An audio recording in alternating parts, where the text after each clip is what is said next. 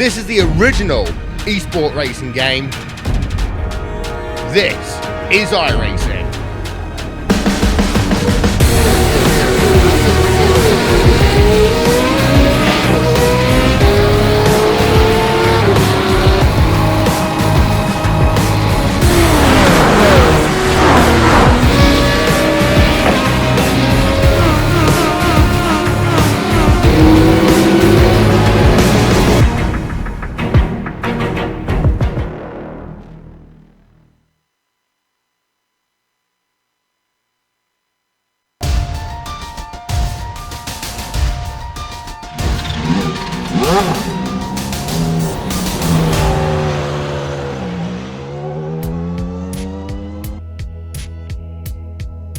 The Radical is a car much loved and fervently followed by its fans.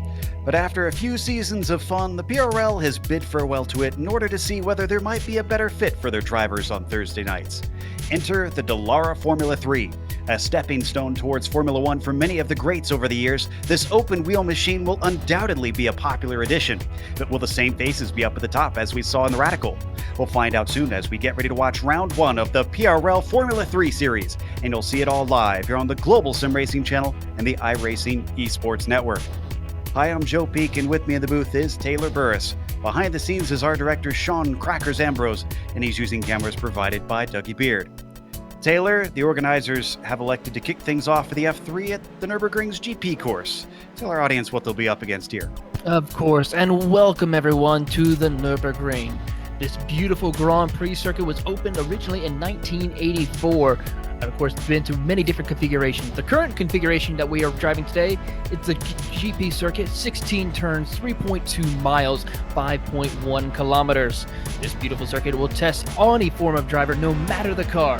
So these Formula 3 cars that we see tonight will definitely test the mights of the drivers to see on this course. To see what it is like to take on the tight twists and turns, let's go on board for a GSRC lap guide. All right, we've got Phil Lake in the GSRC Formula 3, so let's do a lap around the Nürburgring. Expect the Howcook to be one of the more common places to overtake. It's a long straight into one of the heaviest braking zones on the circuit. The catch is that it's so tight through here, drivers often trip over each other when they lose sight of what line their opponents are taking. After that, you're into the Mercedes Arena. This newest addition to the circuit is mostly slow corners, so expect it to be mainly single file. You really need patience through this fiddly little section because you can rack up off tracks incredibly easily. Out of the chicane, you finally return to the main course. While you will pick up speed on your run down to Valvoline, this plunging left-hander is quicker than you'd expect. Passing is sort of rare into this turn. Plus, it's better if you stay hugged to the left side to set up for forward. This is ideally where you should put your focus on because the exit can either set you up for a pass or make you vulnerable to one. You continue to drop tons of elevation all the way down to the Dunlop hairpin. This is a much more likely place to see attempts at an overtake.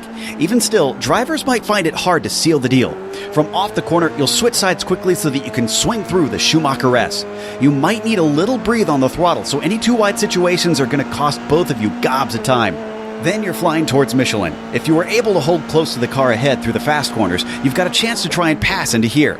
However, it's better to keep from swinging too wide to help your line through Bilstein. This right-hander is all important because of the long uphill stretch that comes after it. Some slipstreaming might occur, and once you hit the braking for the Vidal chicane, don't be surprised if someone goes on the attack. But try not to stay wheel to wheel because it's tight and these curbs are very tall. After that, you get a short burst up to Coca-Cola. This is a long hairpin that rewards a late apex with it leading back onto the pit straight. Avoid a poor exit so that you don't have your opponents breathing down your neck back to the first turn. But hopefully, if you've kept it all together, you've now finished a lap around the Nürburgring.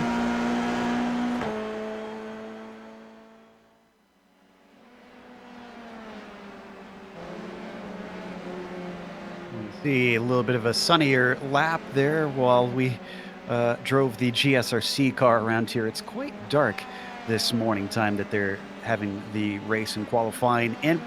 But before we get to that darkness, let's talk about a bright spot that the PRL Formula 3 Series is brought to you by Apex Button Box.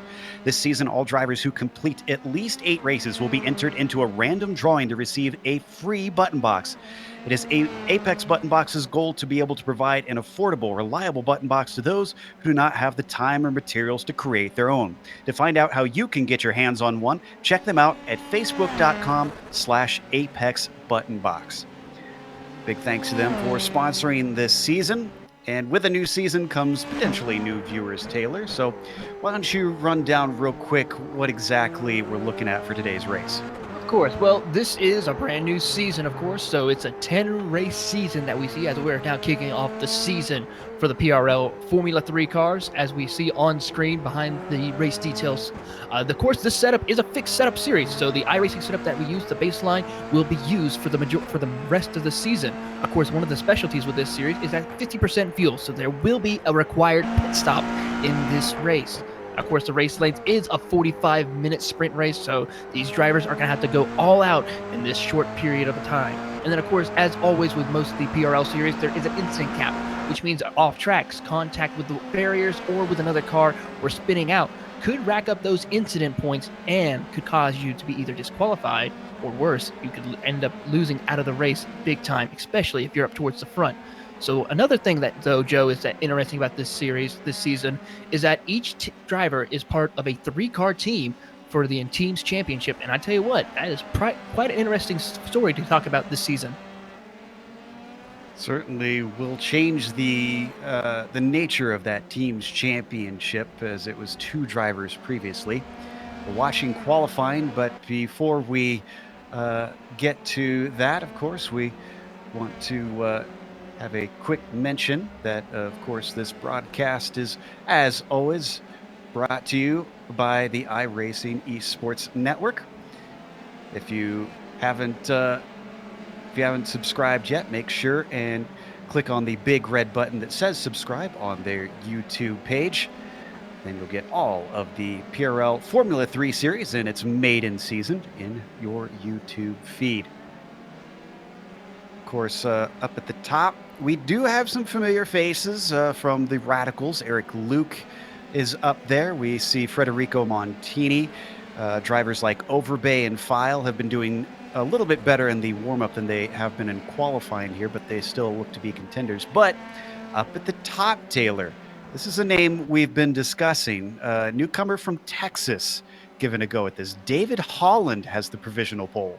Yeah, and by a very good margin of almost 0.4 of a second separate him and Eric Luke right now in qualifying. They were a little bit closer in practice earlier today, but I tell you what, right now, David Holland is someone to be looking on as far as a newcomer who could take the fight to some of these former champions. Watching Eric Luke on screen, he's actually got half a second up to David Holland. And that's a pretty big margin, even at a track like this where your lap times are close to 2 minutes long. So the Florida drivers got some work to do. Andre Espinosa comes back and puts it up within the top 3 for the time being. Yeah, not too far from him either is going to also be David Cristelli. He's doing a great job currently in that 009, currently sitting in the 4th position. He's going to be a driver to keep an eye on throughout the rest of the season, as he is definitely showing quite a bit of speed. We got one familiar face that I don't recall racing in this series previously, but has come on over. Kevin Santana, who we see very often in the Autobahn series, the Autobahn Sports Car Challenge. The 666 car is actually doing incredibly well here. He's up to 7th, as it looks like he's going to abandon that lap, so he clearly wasn't happy. He's got 5 more minutes, so he has time to jump back out, which he does. Yeah, spent a little bit of time actually on the bigger track on Monday night with the Autobahn Sports Car Challenge, so he's decided to come back and hop behind the wheel of an open wheel car to take on the shorter version of the Grand Prix course. And looks like Eric Luke has closed that gap significantly. The front row is now only separated by just shy of 0.2. The number 13 car with a 1:47.693 last time by. That will help things be a little bit more competitive.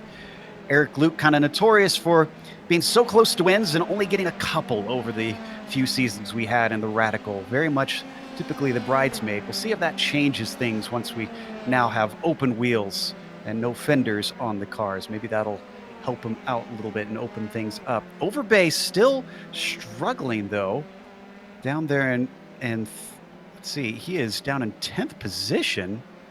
Yeah, and looks like he's struggling just a little bit, the Ohio Club driver, about 1.2 seconds off the pole time. Now dropped down to 11th position right now. He's got to find a way to get to speed as he's going up right now through the Schumacher S's.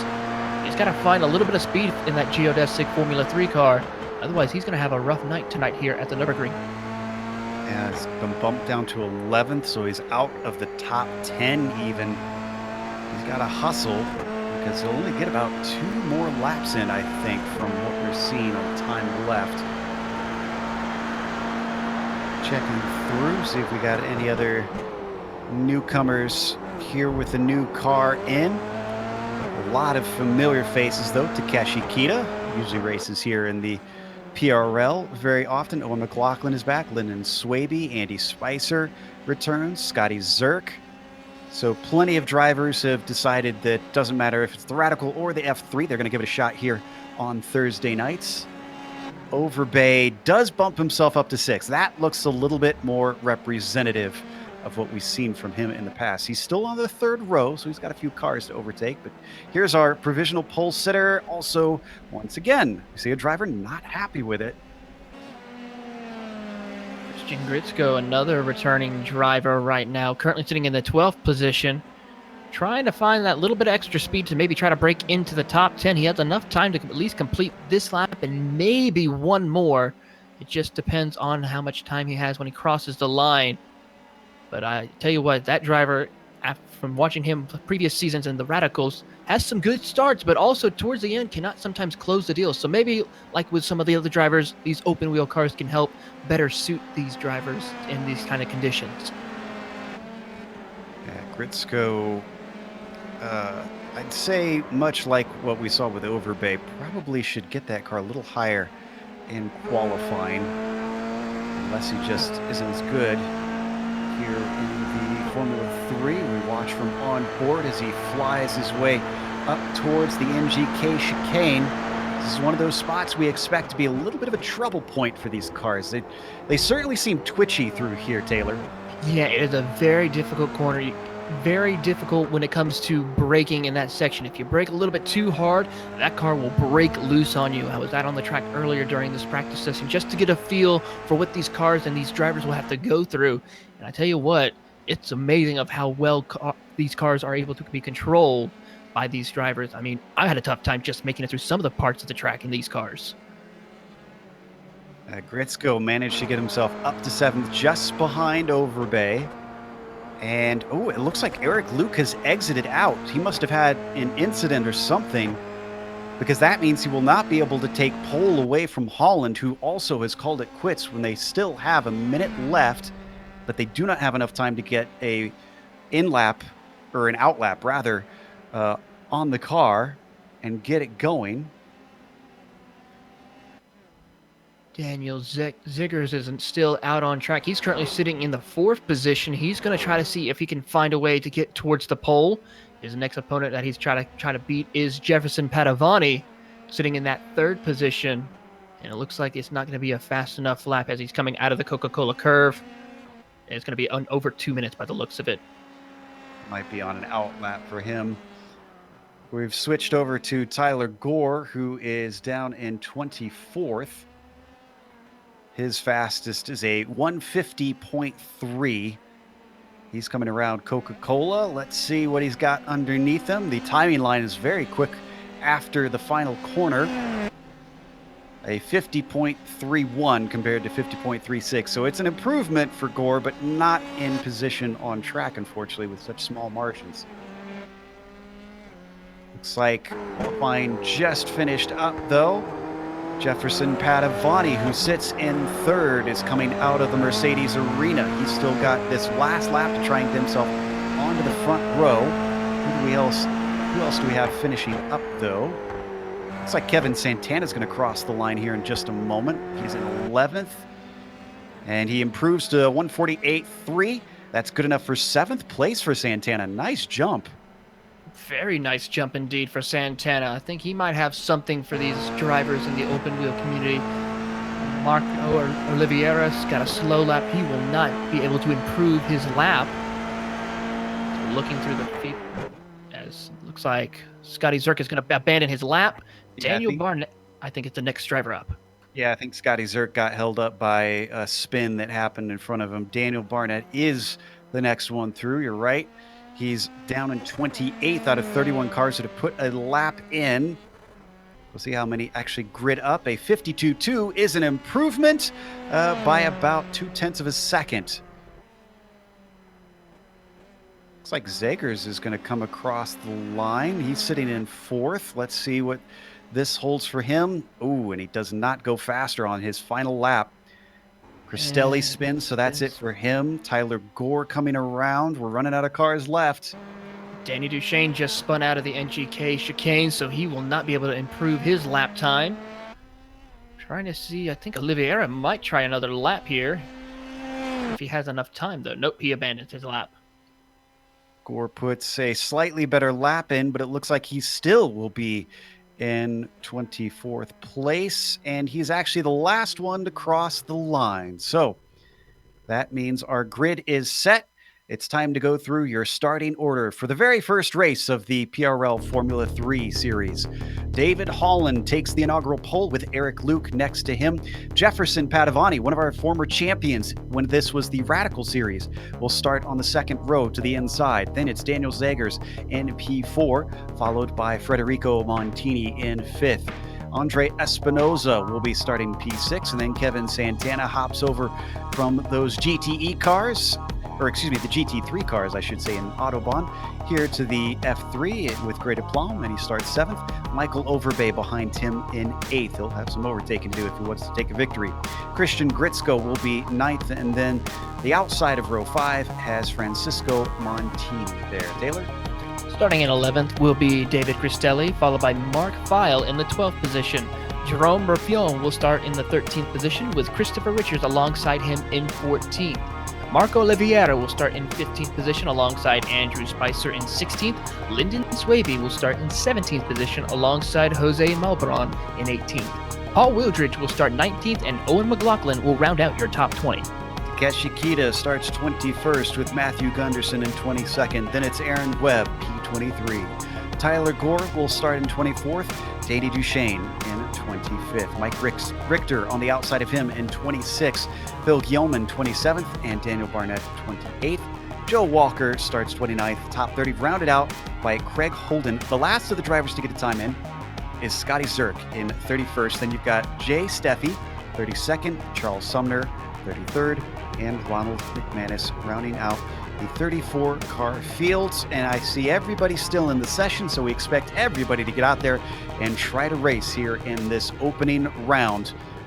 Lining up on the grid on this cool, cloudy day, only 68 degrees on the track surface, so they should have plenty of grip. Question is everybody going to be used to how this car behaves in a pack around each other? I understand that these cars relatively similar in terms of weight to power ratio to that old Radical, so no surprise that we're seeing some familiar faces up towards the top. Just waiting for Lyndon Swaby to get out there. He'll be the last one, and then we get to go racing here for 45 minutes. See, it's quite a few cars that are going to be taking part once we get the green flag. Lights are up. Green flag is out here at the Nürburgring. David Holland gets a great jump, and it's a horrible start for second place driver Eric Luke, already being overtaken by Padovani around the outside as they come down into the Haug hook. Can he get it back? A little bit of a checkup, and cars are actually getting into each other. Yeah, that was Michael Overbay who got up a little bit on two wheels. By the looks of it, that was Francisco Montini who got into the back of him as they're now coming out of the Mercedes arena. Oh, as another car spun out to Keshikita. A little bit of a sloppy start. I saw a few cars that looked like they got a slow start off the line as well when I looked back there. I'll have to check and see if we can get a replay of that later. Meanwhile, it is still Holland up in the lead, and Padovani held on to second place as Luke slots back into third. Zegers still in fourth since the start, with Montini rounding out your top five to hit the Dunlop hairpin for the first time.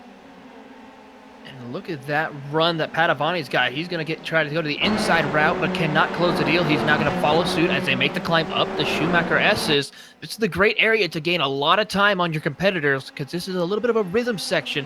You have to be careful to hit your marks as best you can. A slow exit out of there could cost you a valuable time and a lot of positions. Oof, Padavani not just dispensing with Luke, but already trying to run down Holland.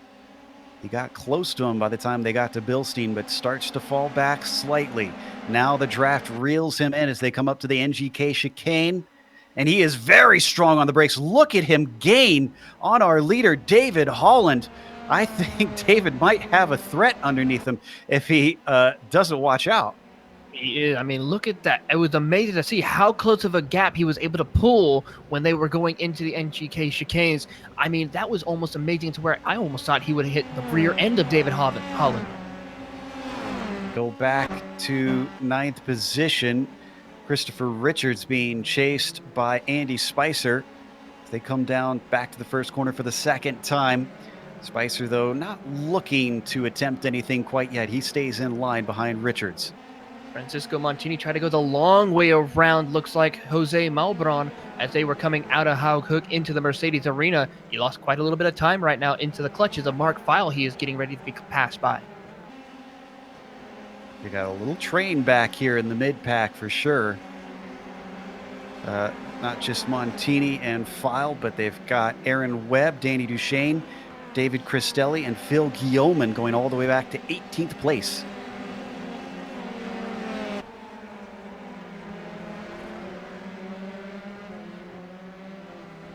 So looking at Danny Duchesne, who's a little sandwiched here. That's Cristelli behind him. Aaron Webb in front as they swing it through the heavily banked Dunlop hairpin. Ooh, bad exit though from Duchesne, it looked like, Taylor. Yeah, he's going to lose a lot of time right there. David Cristelli gaining some time. He's going to try to take a peek. He's going to get in that slipstream right now. Let's see what he is able to do. He backs off. He decides not to push the exit. Oh, we see Duchesne make loose out there, and there's contact. That was Cristelli. Got a little bit of wing. Yep. Just tipped him. Not sure how hard they hit. Let's watch the replay on that just to get a second look at it.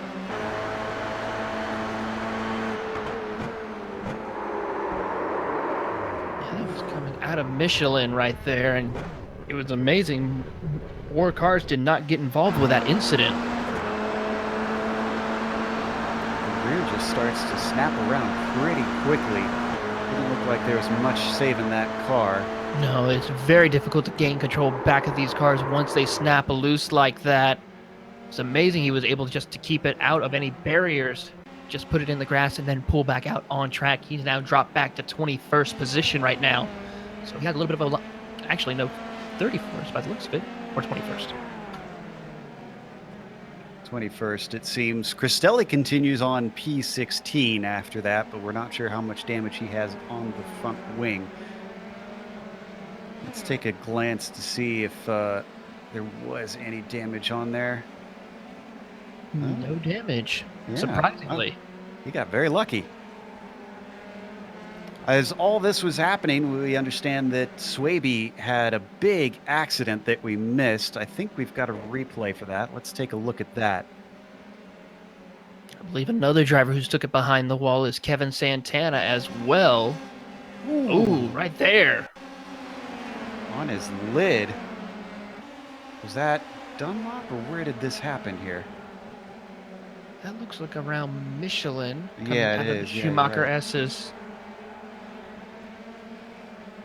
Ooh, got in the gravel right there, and then hard contact, and then I don't know what that other car right there. Someone else had an off, it looked like, just behind him. We'll find out who that was, but definitely made contact. Made things all the worse. Oh, and Overbay is got some sort of problem. I just saw him lose multiple positions. He's in a hell of a battle with Andy Spicer and Montini behind him. Spicer starts to lose it, spins to the inside as both cars just squeak by. Woo! That was save. Montini, who we're watching still continuing to try to overtake Overbay. Let's see, looks to the inside, down into the Haug Hook. He's on the brakes. He's got car just a bit to the inside, but not enough. as it looks like Overbay is going to hold on to that. I don't know. Montini got a good run as they come out of Haukuk into the Mercedes arena. It's just he has nowhere to pass at this time as he hugs the apron of the corner right there coming out of the Mercedes arena. Looks like he's settled it down a little bit for now. If we've got the opportunity, I'd love to see him on board. He was able to get control. Yep, it looks like he's good. I'd love to see an onboard of Montini's perspective with Spicer's spin in front of him, because that was awful close and he threaded the needle between the Armco and that car. Looks like we might be able to spool it up here. Let's see. Looks like this is just after the incident. We are on board Montini. This is as he was taking a look. Here we go. Ooh, right. Ooh, wow. That was a great angle for that right there. That just showed how close it was between Montini and that Armco barrier. I mean, that's impressive driving right there.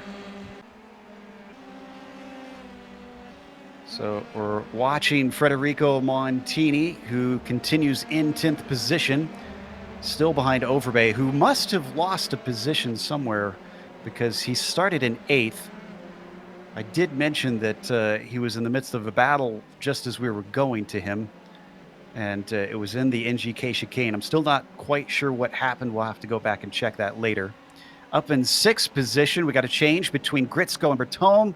Gritsko to the inside, down to the Haukuk, and he gets it done. It makes a great pass right there out of Haukuk, but it goes a little bit wide as they go through the Mercedes arena. You got to be careful not to hit that green patch through that area. That car will easily lose control and spin out through that section of the course.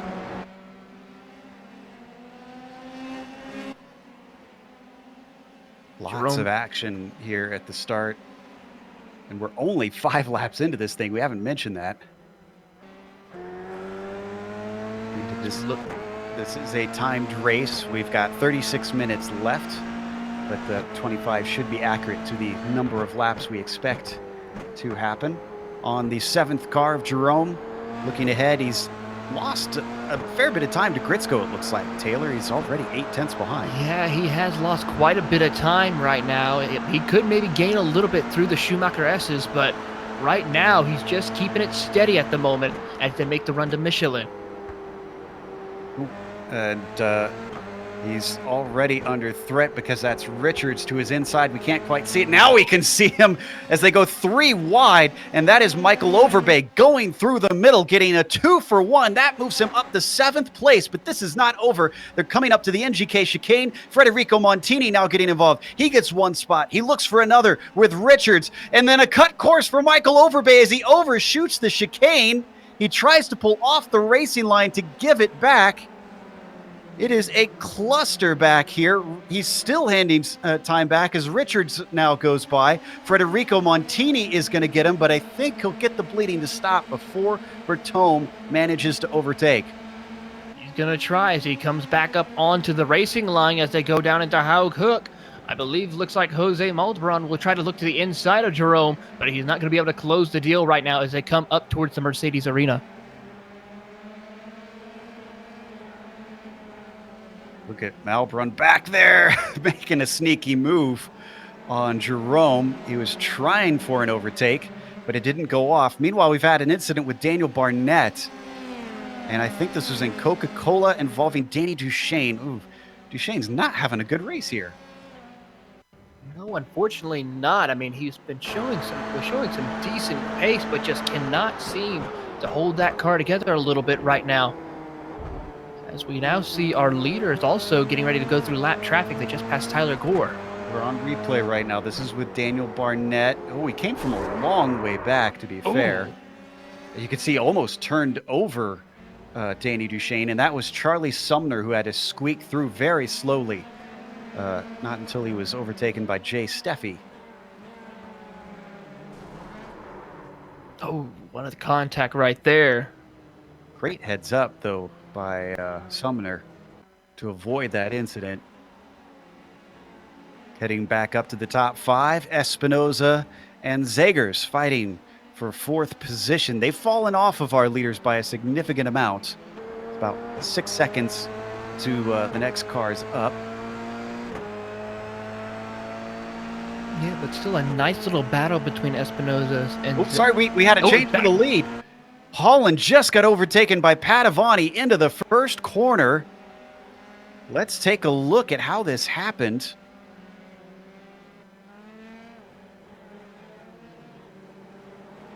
This is... Oh, I think we're just after it here. We need to back up a little bit more. There we go. Wow, he just mugged him. Look at that. Great overtaking there by Padavani. I mean, just snuck one right by, it looks like, of Holland. So Holland hasn't given it up. He's still within half a second. So that race is still on. And they didn't lose too much to Luke behind them, who's been giving chase. He's roughly 2 seconds back in 3rd, but kind of all on his lonesome. There you can see him in the background, just glances of that red and black car. Yeah, but he's still within striking distance if something were to happen to the top 2 front runners right now as they're coming into Michelin. Padavani has a nice line, goes through there, as we see Holland takes it a little bit wide, but still is able to keep that gap just about the same. Got to step away from this because it's really heated up back here between Overbay and Montini. Overbay is going to go to the inside of Federico down into Michelin. Can he keep it in his hands, though? Almost shoves him off the road. Might not have been aware that Montini was trying to pull the over-under. Now he's got a real good run, though, on Overbay as he gets the draft coming up the long stretch towards the final chicane. Overbay is going to guard him off to the inside. Montini's not giving up. 2 into 1 does not go. Both of them cut the course after coming together. And does this give the spot to Richards? I think it should. No, not yet. Overbay's got to give that time back, I would think. There he goes. And it looks like Montini's not done yet. He's got a run coming out of Coca-Cola. I think he was able to give up that time as they're now going into Hog Hook. Down into the inside, we see Montini go. Still going nose to tail. Oh, almost gets into the back bumper of Christopher Richards as they make the run up to the Mercedes arena. Montini manages to get away from it. Oh, but the damage on these cars must be hurting them because already Malbron is trying to get by Overbay, and Michael looks to be limping. They got to remember, Taylor, these are open wheel cars. They don't have all kinds of protection for the tires and suspension like the Radicals did. Yeah, it can't really be beating and banging like in the Radical series. You have to take these cars a little bit more delicate, but I don't think they read the memo on that with these cars. They have been really wheel to wheel and banging wheels pretty much the entire race for the most part. Surprisingly, not a lot of issues. Oh, and Montini's not out of the woods because Richards just got by him. He's staying with it. Richards got by earlier when he had the slowdown, so he's going to have a peek on him down in a Michelin. Nothing doing there. Stays with it. They've dropped Malbron behind them, who did get by Michael Overbay. Federico with a nice run. Comes up behind him. Doesn't get covered off like last time. Breaking down into the corner. This time 2 into 1. Does look like it might work. Oh, Richards gets held up. Yeah, Richards had to check up big time in order not to get into the back bumper of Montini. But what a great pass we saw by Montini. Almost did lose it a little bit, though, going into the NGK chicanes. And that slowed them up significantly because Malbron caught them. But up ahead, a battle between Zegers and Espinosa rages on for P4. Currently being held down by Daniel in the number 8 machine. Oh, he gets loose. Oh, what a save right there. Wow, but it's certainly not helping his momentum because look at this. Here comes Espinosa around the outside as they come to Valvoline, and he makes it stick. That was brave. Great pass indeed by Espinosa as they're now making the run down towards the forward curve. It's going to be interesting to see if Zegers can respond into Dunlop, but he's too far back right now as he gets late into the brakes into the Dunlop curve. I tell you what, our spotter had some concerns with Jefferson Padavani a little bit earlier because he thought he was working his brakes too hard. But Jefferson just set the fastest lap of the race now that he's been freed up. Now, he hasn't shaken Holland, we should point out. He's still hanging on to him. But it does look like that Jefferson maybe was being held up a little bit by the 18. Yeah, just a little bit. I mean, but I'm wondering though, is he going to be able to still have enough brakes? I mean, he has been using a lot of brakes through that, especially when he was battling for that lead position when we saw that with Holland. So that's something we got to maybe consider later on down the road. And Holland is looking incredibly close to him now. Does he have a go at him, or does he wait in line? He's looking to the inside as they come down to the Haug hook. This time it's Holland who's deep on the brakes. He does make the apex, and he's given space there by Padavani. It switches back for the second switch around this race. David Holland, now your leader. Padavani giving chase, takes a little bit of a look into the third part of the Mercedes arena, but nothing doing there. Oh, and a switchback carries his speed well. Covered off on the inside by David Holland. Just a bit ago, we saw him move around the outside. Is it going to work a second time? And it does. What a pass. I tell you what, Padavani has a lot of skills. This club Brazilian driver is by far an amazing talent in the radicals and an amazing talent in this Formula 3 car, though. But I think David Holland might have something to respond about, though, as they come out of Dunlop. Certainly does. Look at him gain. Oh, he thought about trying to go too wide through the Schumacher S. I didn't think that would work out well. But this is actually what Eric Luke is loving, is all this back and forth battling, because he was 2.5 seconds back half a lap ago. It is now down to 1.3. If they don't watch out, he is going to join the party and is going to be a three-way fight for first. And that's what we like to see, a battling for the lead lap after lap, switching positions, one corner after the other, as they make the run to the NGK chicanes. Holland stays in line, does not push the issue, but Eric Luke gains a lot of time late into the braking zone as they come out of there going into Coca-Cola. And we had a change for fourth. Behind them, Daniel Zegers just managed to, Espinoza managed to overtake Zegers and gets by in the NGK chicane just behind them. That is Gritzko as they come up to Coca-Cola. Right, had a big wiggle right there, and as we see them battling back at it again before they go down the front straightaway towards Haug hook. You see Espinoza guarding to the inside as Zegers going to have to take the long way around down into Haug hook, laid into the break. Both of them go, seeing who can outrank them the first. And this might give the opportunity for Zegers to take the inside line into the Mercedes arena and now move him back into fourth. Espinoza loses out. Just can't seem to make it stick on Zegers. He's been fending off for this fourth place pretty much the entire race. And he's going to have to fend off two of them, with Gritzko now riding the rear wing of the 87. Watching from on board just over the suspension of Christian. Number 28 certainly had the best seat in the house for this battle. Now that it's cooled down, he doesn't seem as intent to get by.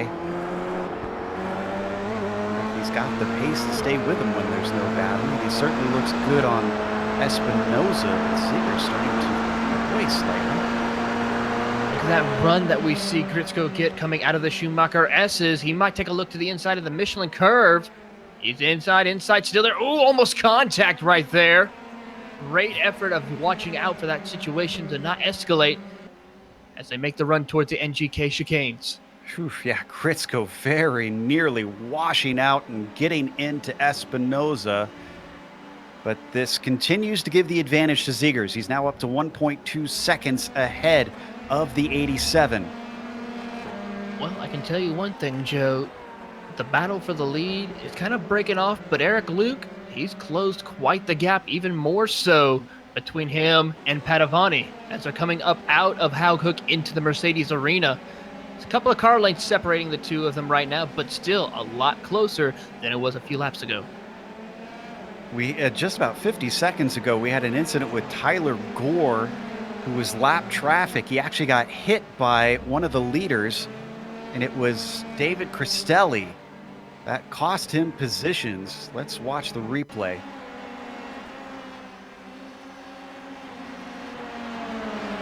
This is out of the Schumacher S. It'll happen out of Bilstein, so we'll see it here in a moment. You can see Gore's trying not to get too much in the way. And then suddenly, a little contact from behind, and around he goes. Unfortunate. As we go on board from Tyler Gore from the rear end, there we see. Oh, there's the contact from Castelli. Yeah, contact, yeah. And it looks like we've had some pit stops. Michael Overbay has been in and out. Mark Feil has already taken his stop there, 19th, 21st, respectively. Looks like recently we've had Wildridge, Gunderson, Barnett, and Gore also pit. Well, Michael Overbay is currently the leader as far as those who have made a pit stop, so we'll have to keep track and see what he's able to accomplish before the rest of the field does come down pit road. We expect maybe see some of these cars pit was probably around right about between now and lap 18 or so. So it's going to be a matter of time before we see the front runners come down pit road. Already trying to overtake some traffic. Christopher Richard loses it in the NGK chicanes. Able to gain control of the car. Let's take a look at the replay here. He was all by himself, really. He had Melbron ahead of him, but it doesn't look like he affected this at all. No, he just loops it around right there, coming out of there. And since he's right near pit road, he decides it's a good time to make a pit stop, get some fresh tires, fuel, back out on track. He's joined by Andy Spicer, who we saw, I'm pretty sure Andy hit the wall, the inside of Coca-Cola, quite a few laps ago. One thing we should point out, because with a lot of these cars pitting early, Taylor, is they don't have any spare cars. So I guess pitting early still allows you to repair the damage, but I mean, they're not coming in because they feel like they can get a fresh car and get going once again. No, unfortunately not. It's pretty much you break it, you bought it, or you have to either put it behind the wall for these drivers who have too much damage to their Formula 3 cars. So it's only going to be a matter of time and just keeping the car on the pavement and not making any contact. So for a while, we watched Padovani climbing all over the gearbox of Holland, and it seems like he's backed off. Do you think this is intentional, or do you think he's maybe used the car up here? Possibly a little bit of both. He might have realized he's been using the car a little bit too much through this race right now, trying to see if he can save a little bit of tires, maybe save a little bit of fuel in order to put less fuel in when he comes down pit road. Sorry to interrupt. Daniel Zagers has finally given up the ghost, and that is because he has wrecked. He held off Espinosa so valiantly, and it was a self-made error coming out of Bilstein that cost him.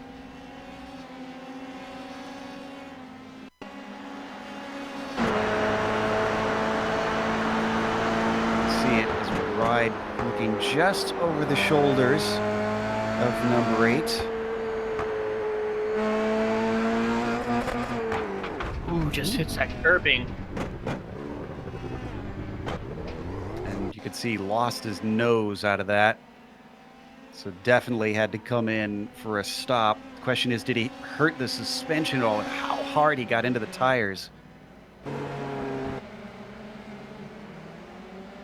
Naturally, immediately comes in.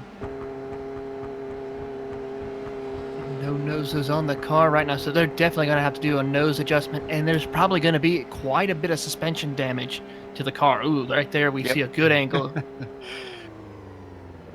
to need a little plastic surgery on that car. Unfortunately, a little bit more Michael Jackson than Barbra Streisand right now. So we come back to the lead. Jefferson Padovani has closed it in. It was up to 0.8 of a second. It is now 0.5 between himself and David Holland.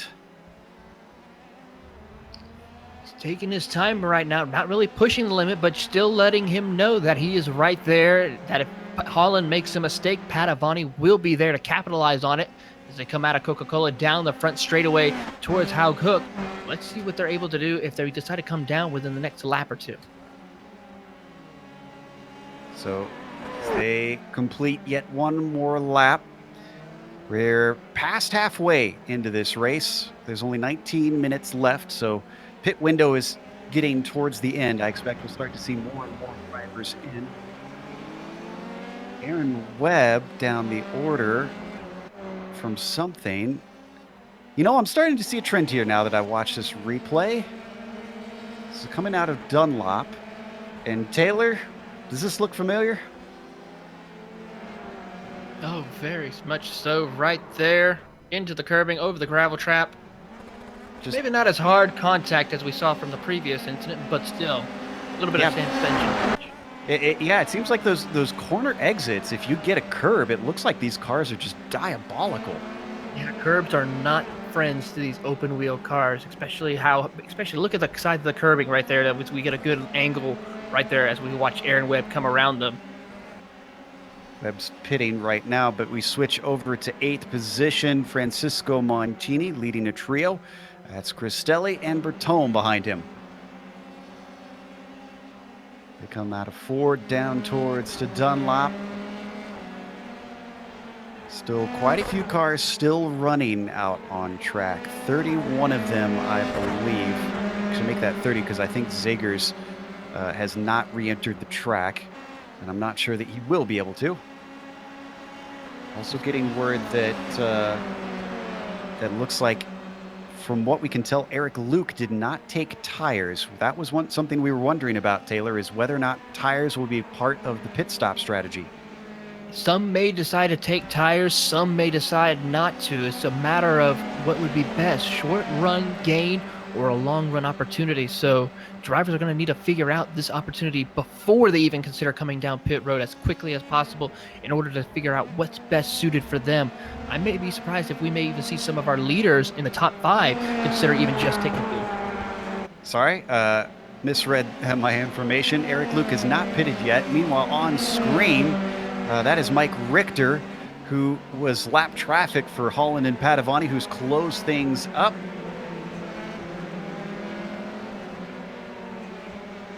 But unfortunately for Holland, no opportunity.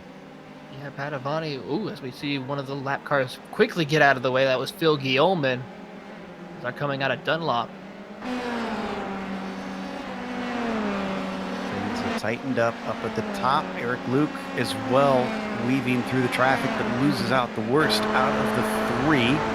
Swung back to 1.5 seconds. We're on board with Holland as he rides in the tire tracks of the Brazilian Padovani.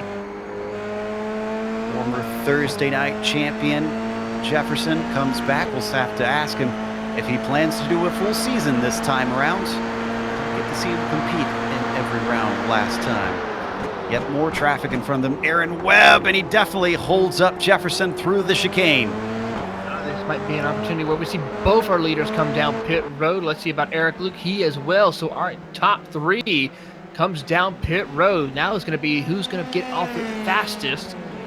All into the pit limiters they go. Eric Luke does a great job of speeding up just to make sure, but I think he might have gotten caught speeding just about.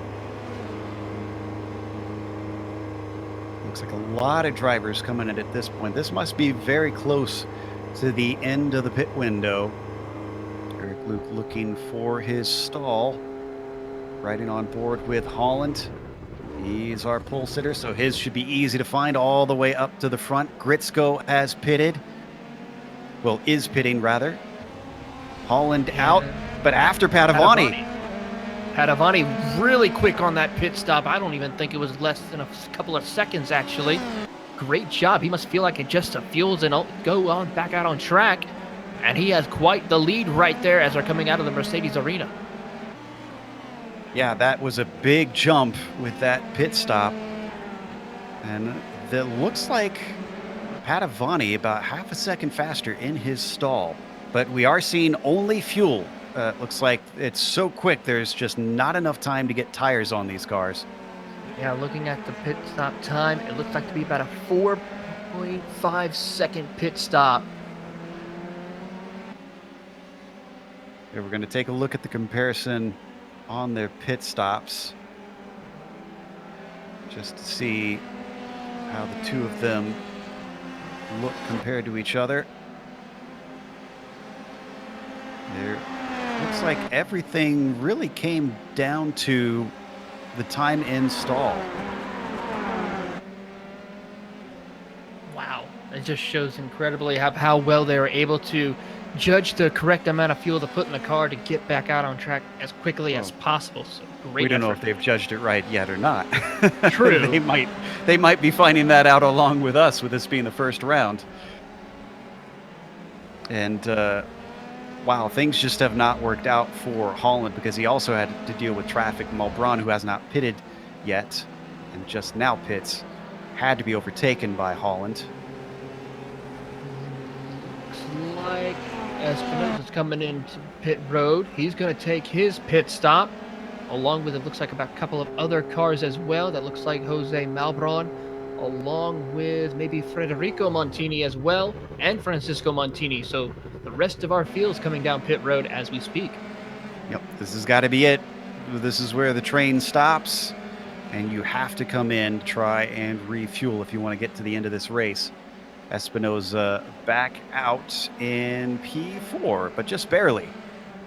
This is our current leader, Jefferson Padovani, 1.5 seconds over Holland. Now, before, we speculated that Padovani was the quicker of the two and was being held up. Then he fell back behind as Holland retook it, and he struggled for a little while to get ahead once again. Now that he pulled himself a gap, this will be telling, as he locks him up slightly into Dunlop and goes way wide there, Taylor. That was something that Jefferson did not need to have happen. Thankfully, he does have enough of a gap over Holland to where it wouldn't be that much of a serious mistake. Although as they make the climb up to Schumacher S's, I think we see Holland get a better run coming out of there, and he is going to be closing that gap very quickly. Yeah, if he makes mistakes, he'll certainly be caught by David, who we ride on board with.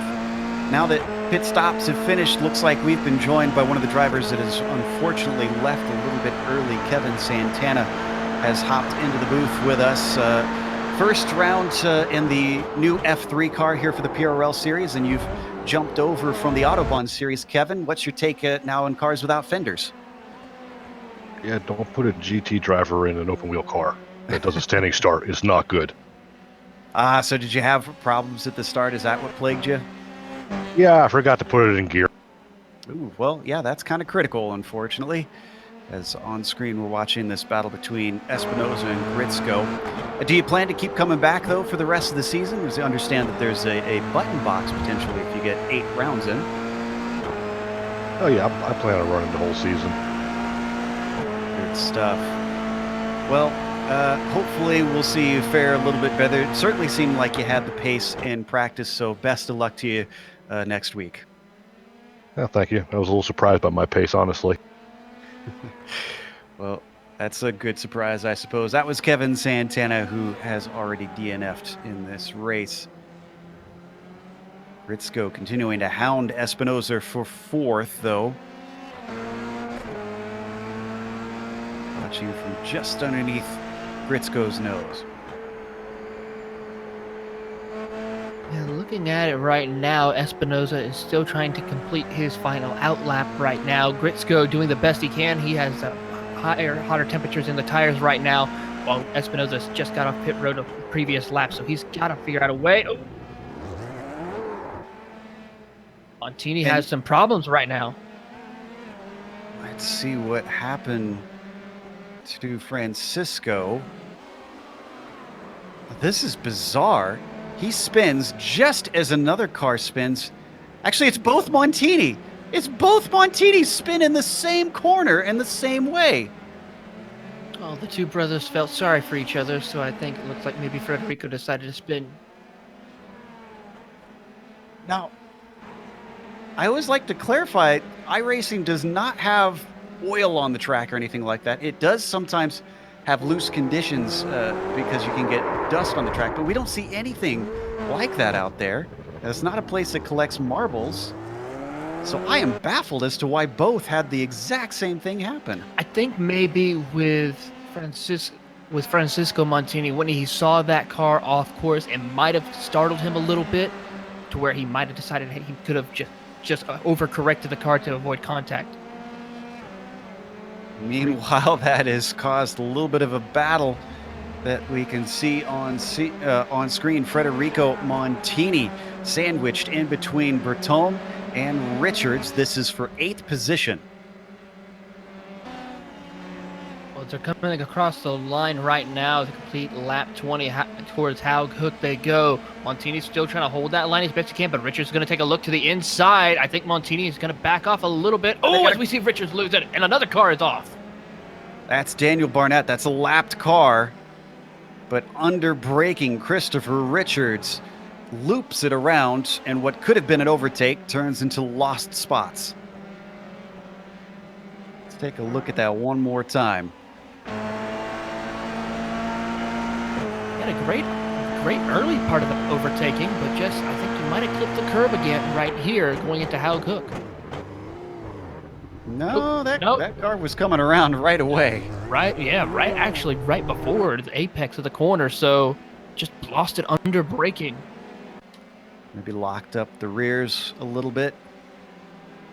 And unfortunately, that puts him down in 11th. Now, as all this has been going on, Taylor, the leaders have closed in on each other. Jefferson Padavani is only 0.5 of a second ahead of Holland, and I understand that some of this is due to traffic. Yeah, lap traffic has been playing a major play between the leaders there's right in front of the leaders. There's a car off, and he's coming right back, almost on track before the leaders get there. Thankfully, he stops and holds the brake and lets him by. But it's been a major factor with these drivers. When they catch up to that lap traffic, that causes the driver behind them to just gain a little bit of more time and even have a chance to utilize the lap traffic cars as a pick to make a maneuver to get back up towards the front of the field. Richter is actually in a battle for position with Duchesne currently, and right behind them is third place Eric Luke, who is wishing they would disappear. Looks like he's going to be given the spot by Duchesne. Duchesne being nicely polite when he could have tried to fight for the spot and realizing the top cars are coming through. And then one more. That was Richter, who we were talking about. Oh, and we got to jump away from this because the 18 has now caught the 69. He is on a tear as they come down the NGK towards the NGK chicanes, utilizing the slipstream right there. Late into the braking zone they go. Both of them keeping it as best they can through the apex of each section of the chicanes as they make the run to Coca-Cola. I mean, this is probably going to be a great season watching these two battle it out. Certainly seems like it. They look like the ones to beat, and he's in the slipstream down the front stretch.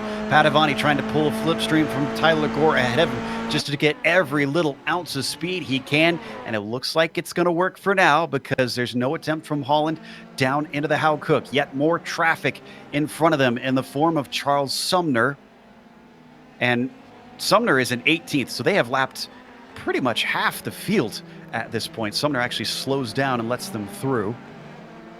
Very smart move by Sumner to let the leaders get by as quickly as possible, especially through that difficult part of the Mercedes arena. So very smart move by Sumner's. Watching from onboard David once again. We are down to 6 minutes left to go in this 45-minute race. They have absolutely dropped Eric Luke. It is 7.7 seconds back to the third place car. So it is down to these two to duke it out and figure out who is going to take away victory. About the only hope for Eric is if they tangle, which, as hard as they've been fighting, Taylor, I wouldn't put it past them that it comes down to that. I wouldn't be surprised either. Also, you got to throw to the fact is Padavani, who had a very short pit stop and could also maybe not have put enough fuel in the car. So we have to throw that factor in as well. He's got a great run here.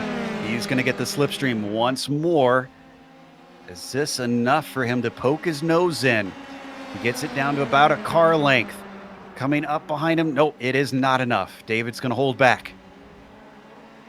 I don't think he will make a pass into the NGK chicanes this early. Now, if this was towards a 2 laps to go or a lap to go, most likely we could see that possibly happen. But right now, it's still a little early. Anything can possibly happen between these drivers as they come across the line with about 3 laps to go. Boy, he is being a royal headache for Padavani. He breaks late. I think there was ghost contact there too.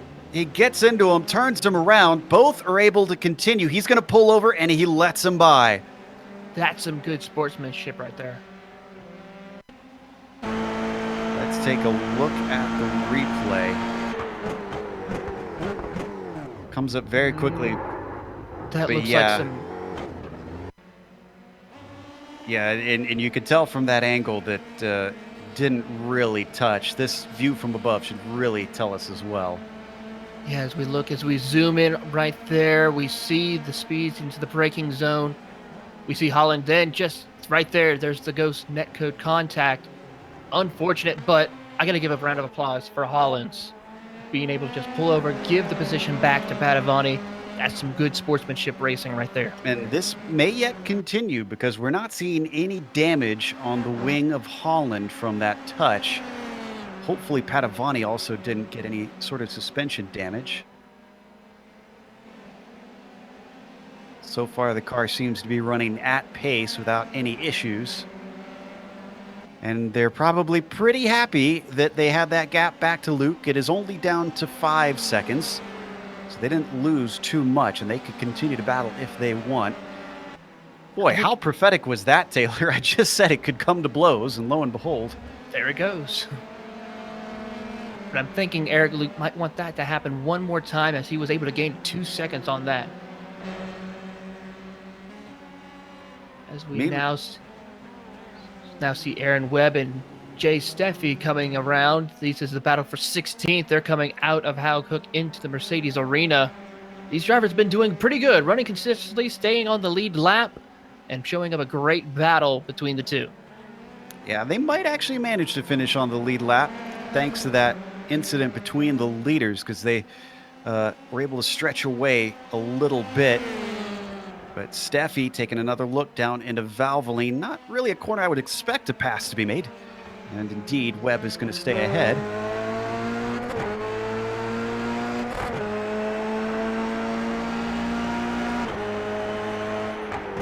Going on board with Steffi. He came a long way up from the field, started 32nd on the grid. So I would consider this a successful night for Steffi, as he's now inside the top 20. As Bill would say, is not necessarily a legitimate hard charger for Jay Steffi, as he didn't put a qualifying time in. Aaron Webb, though, you got to give some credit to. He qualified 23rd. He's up to 16th. But can he hold that 16th? It doesn't look like he'll hold it for long, because here comes a great run from Steffi. He's going to have the outside, though, when they get to the chicane. We've seen this not work out well for drivers going through there too wide before. Steffi's going to try and force the issue. They give each other space. Can he get the run off of it? Almost squeezes Webb off, but I think he's got it done.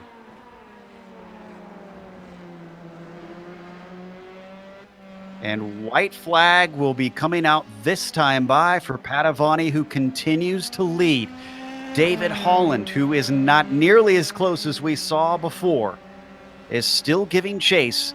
And they've already regained those 2 seconds on Eric Luke that they lost from the incident just a couple laps before. Through turn 1. The 69 looking to transfer that championship over from the Radical to the Formula 3. And he's currently on track to try and make that happen. Holland's going to try and stop him from taking the inaugural victory here at the Nürburgring for the PRL Formula 3 Series, and he's starting to gain. The gap is coming down. It was 0.7 of a second before. Taylor, you talked about him having to save fuel potentially. I wonder if Padavani's having to back off slightly. He might have to be right now. I mean, he has lost a lot of time to David Holland, especially through those last few sections of the track, as they're now making the run up to the Schumacher Ashes. This will be a tell right here to see how much Holland is able to gain. Kind of stayed at the same right now as they make the run to Michelin. But it could be a possibility as we are now closing in towards the final few corners right now. Does Padavani have enough as they make the run to the NGK chicane, Joe? This will be the tell sign. It looks like he is full throttle now because he started to pull back away, and that was a critical moment because Holland is not nearly close enough to try and make a pass into the NGK chicane. He breaks deep anyways, tries to gain as much time as he can, and wheel spin off the corner for Padavani, opens the door to the inside. Holland tries to go for it, and over under maybe from Padavani. No, it's going to be a drag race to the line. Padavani's got the momentum. Who's it going to be? It's Padavani at the line by a mere 24 thousandths of a second. Incredible. What a way to start this series off. And the action is not over because battle between Bertome and Overbay for 7th place also involves Francisco Montini. Yeah, we are watching that right now. Bertome is currently holding over Michael Overbay. Francisco Montini tries to look to the outside right now as they make the run to NGK. Now goes to the inside. Now back to the outside. Overbay goes to the inside of Bertome. This could be a contact. Oh, we see contact right there. I think Montini got into the back bumper. Let's see what happens. Can Overbay find a way to get by Bertome as they go out of Coca-Cola? I think Bertome might be able to hold him off. Overbay trying to find that last little bit of speed to close the gap. Coming to the line, Bertome will take 7th position. Into the non-existent bumper of Overbay. Let's take a look at the replay of the finish between Padavani and Holland, though, because wow. That was incredible. Now, are they not actually finished? It looks like they're still racing potentially. I'm not sure. No, I'm seeing the Oh, no, yeah, people have exited out. Okay, yeah. I was just worried for a moment. They were still going at pace. And I just wondered because I looked up on my timing and scoring and it told me 1 minute left again and just was not sure. But we did indeed get a good finish between those two as the last of the cars come across the line. It looks like Jay Steffi will be the last car in the lead lap. That's going to take us to break here on the Global Sim Racing channel. We'll come back after we watch and look at the broadcasts that are coming up here on the GSRC. But then after that, you've got the unofficial results as well as driver interviews. So stick around.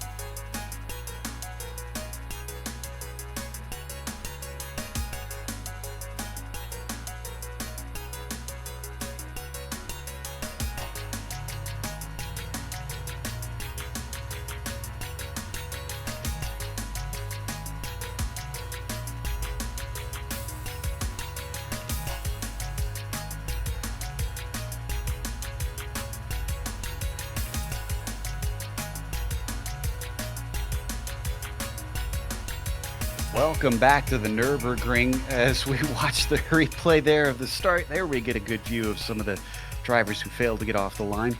It was Jefferson Padovani with a great start off the line, going from third to eventually the win as he had to fight for it all the way down to the end. Look at that. 2/100ths of a second separating himself and newcomer David Holland, who took the pole and certainly was in it all the way to the end. Eric Luke, unfortunately, wasn't really as much of a factor when it came down to the end of the race, but he still takes a satisfying podium.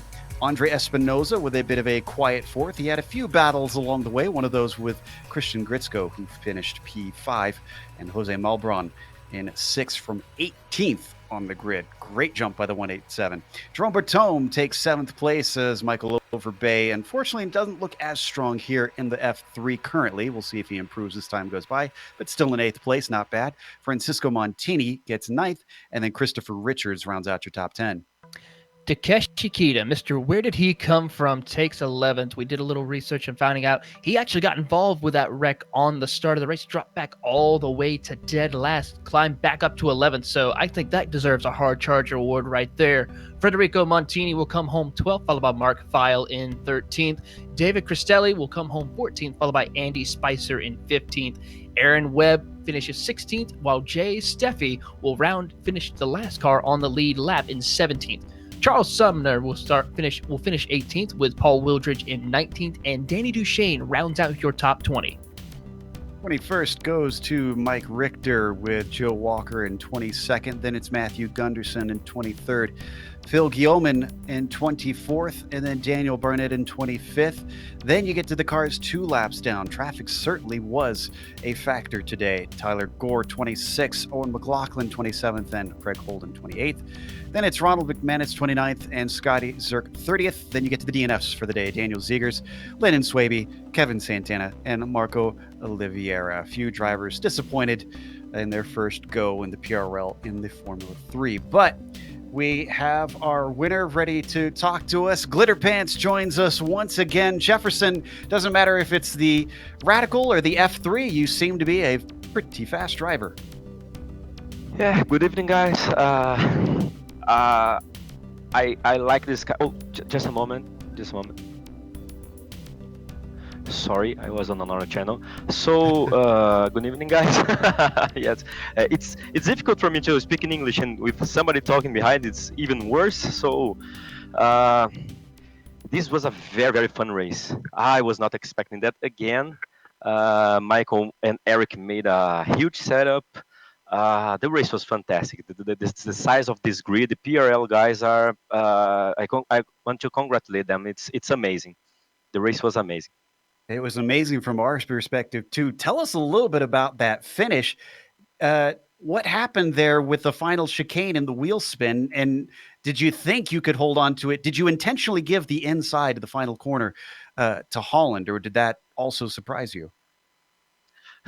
No, in fact, Joe, that was totally unexpected. That part of the track is the most difficult one because we have to set this car to turn fast, and then you get really unstable during the going over the curb. So that part, I think, was the worst chicane that I did on the race, just on the final lap. But that was not intentional. It's totally it happened. I was not intending to do that, but uh, it was. I didn't expected that to happen, but it worked. And and we have a touch a couple of laps before this, and it's totally okay. Uh, that time I remember the David Unger touch on Road America, and I say, "Oh, the David is." And we saw that touch happen on screen as well. You seem to have the strategy down pretty well because you jumped Holland by a significant margin in the pit stops too. Do you think you have stuff that you could still learn about the strategy in these cars, or are you pretty set and nailed down on how exactly the strategy should work in these things? Yeah, in fact, Joe, I think the thing that makes the difference probably David put a little bit more fuel than I. Michael gave me the exact number that I have to put to finish the race, and for a safety reason, I put a half a liter more. Probably because of it's I think I had a gap of 1 second. Probably David put a little bit more fuel. I put exactly 11 liters. He probably put 13 or something like that, just to be safe. But these 2 or 3 liters make all the difference. Strategy really counts here, every race. It certainly seemed to be the case. Again, congratulations. I'm glad you had fun. We certainly did. We hope to see you when we come back in a week's time. Thank you, Joe. Thank you, guys. I want to thanks to Apex Button Box to supporting us and to supporting you and to be, they made this wonderful show to be able to happen. Good night. That was Jefferson Padavani. Always classy, giving thanks to the sponsors there. Up next, Taylor's going to be talking to the second place driver who just nearly won on his first time out here in the F3 for the PRL, David Holland. Yes, indeed. Here we are with David Hollins. And David, I tell you what, you put on an excellent show here for the fans at the Nürburgring. Tell us about your race and a little bit more of what's to come for this season for you. Hey guys, how's it going? Man, that was a lot of fun. Yeah, like you said, this is my first race in the F3, first race, not in the F3, first race in the PRL league. Really enjoying it so far. I got to thank my teammates, Christian, Lyndon, Rim. Really worked hard on getting this thing set up throughout the week. And looks like it turned out pretty well. Had a lot of fun. Yeah, indeed. It was quite a lot of fun. We did notice about the ghost contact. Tell us about the situation, what went through your mind when that contact happened. Yeah, you definitely never want to see that. Didn't mean to do it. I, was purposely trying to give a little bit of room under braking just because of, how fast these cars are. And, you cover a lot of ground really quick. But it did seem like I still had a little bit of room on my screen. But yeah, I mean, I wasn't going to take the position there. I let him go back by. Never want to see. Yeah, and that was a great sportsmanship conduct that you had there. And we look forward to seeing what you can do this season. It looks like you, Padavani, and Eric Luke are going to be some of the main front runners we'll be looking forward to seeing. So we look forward to seeing what you can do at the next round. Yep, I'm excited. Is there anyone you want to thank? Got to give a shout out to the wife for putting up with all this pixel racing shenanigans. Just being a great sport. Yes, indeed. We got to always make sure, think of our family for allowing to do stuff like this. So that was David Holland, our second place driver. And I believe Joe caught up with Eric Luke. I have indeed, Eric, with a third place, though he started on the front row. And Eric, we noticed off the start, it looked like you didn't get the greatest launch. Is it kind of tricky to get these things going on the green? Well, I practiced for just about everything before this race except how to launch the car, so it was kind of trial by fire. Oof, yeah, it's a good thing you didn't lose more than in that case. Regardless, you managed to bring it home in third place, but it looked like you didn't have anything for either Padavani or Holland. Is this one of the first times that you've raced in this car? Do you have much experience in the F3?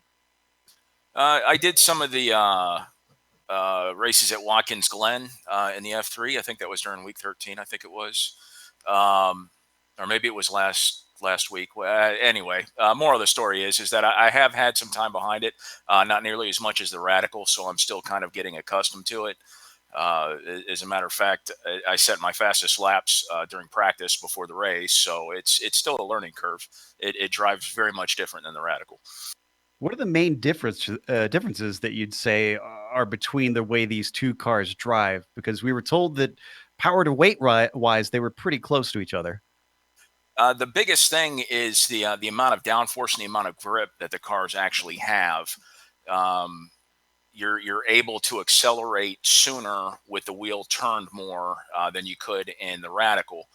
So that's also another adjustment that you're trying to get used to is you can have more steering angle and accelerate, unlike the Radical, where if you have too much steering angle, it's just your spin city. Well, we'll be hoping that you won't have too much spin city because it's going to be a very technical track next time at Zandvoort. Will we see you in a week's time?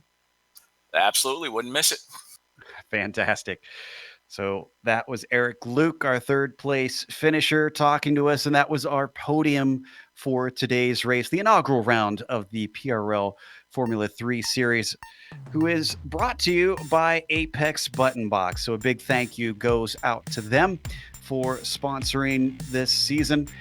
Obviously, again, if you want to check them out, you can find them at facebook.com/Apex Button Box. We'll see who gets one of their button boxes at the end of these 10 rounds. Big thank you goes out to iRacing for putting us on IESN. Of course, all you got to do is go to their YouTube page, click the big red button that says subscribe, and then you'll get all of the F3 series in your YouTube feed. Thanks to the companies that provide the software and hardware for our broadcast. They're listed here on your screen. And additional thanks go to June Lalonde, who provides our wonderful music. See the screen for how to get a hold of more of her great work. Thanks to the team today, Taylor, Sean, Dougie, and of course our spotter in the background, John Ambrose, who helped out. If you'd like to find out more about GSRC, including upcoming races, you can find it at globalsimracingchannel.com. Or you can check us out on social media on Twitter at GSR Channel, Facebook at Global Sim Racing Channel, and Instagram at GSRC_Graham. The next race, as we mentioned, we're going over to the Netherlands. This is very appropriate for the Formula 3 car, Zandvoort, where they hold the F3 Masters, or have for a number of years, rather. That'll be Thursday, June 27th at 9 p.m. Eastern. We also have upcoming races for other series listed on the screen, so check those out and mark them down on your calendar. But until next time, race clean, race hard, and we'll see you on the track.